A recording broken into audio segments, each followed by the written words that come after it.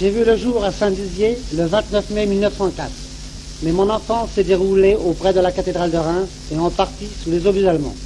Car signé, la mécanique m'attire et une fois engagé dans la marine, je deviens capitaine mécanicien à bord de la bourrasque à Cherbourg. Cependant, ma carrière n'était pas là. Deux camarades du contre-torpilleur, Janssen et Kessler, m'enseignent la boxe et je réussis assez bien pour qu'à 21 ans, je m'attribue le championnat de France de la marine. Libéré en même temps que Kessler, ce dernier m'engage à me consacrer à la boxe professionnelle. Et bientôt je bats, travé par KO. Je me place alors sous la direction d'Alex Tétard, qui m'oppose à Londres à des hommes dangereux, tels que Joe Bankel, George West, etc. Après quelques défaites, je prends la cadence et bats 4 de mes anciens adversaires par KO. À ce moment, Jeb Dixon intervient pour me produire dans les établissements parisiens. Résultat capital. 2 victoires successives sur Gandon et Thury.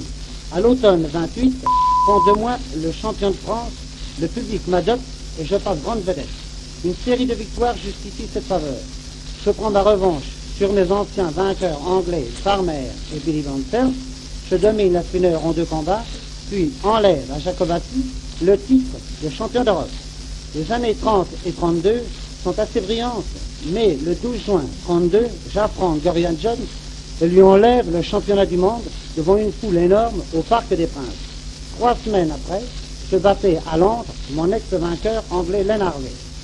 À la fin de 32, le champion d'Espagne, Ignacio Ara, par contre, en janvier 33, souffrant d'une angine, je suis dominé par Tunero, que je bats à mon tour en octobre après avoir défait le champion d'Allemagne Selig.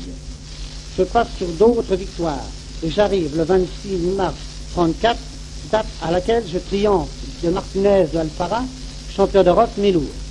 Puis en mai 34, d'Europe, champion d'Europe, poids moyen. J'étais donc, à cette époque, et devais rester, jusqu'à ce jour, champion de France, champion d'Europe, champion du monde, poids moyen, et champion d'Europe, poids mi-lourd.